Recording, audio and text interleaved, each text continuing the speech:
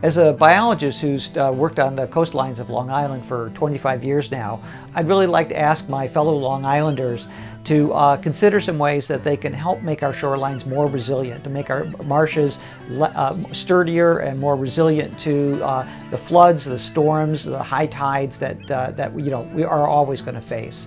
And some of the things that they can do are, for example, to make sure that fertilizers that we use are used carefully.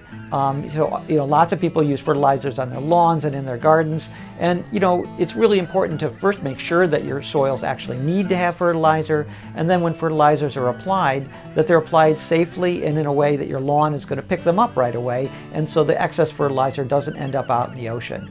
So it's a good thing to ask whoever applies fertilizers to your lawns these questions. Does my lawn actually need fertilizer? Have you tested it?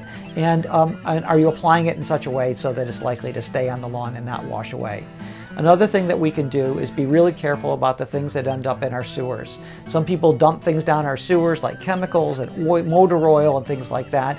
All that ends up out in the ocean. All that ends up as pollutants which harm the plants, the marsh plants that live out in the ocean, and reduce our resiliency. So it's really important to think carefully about those products and make sure that they're disposed of properly. And nowadays there's lots of ways to dispose of chemicals properly and safely.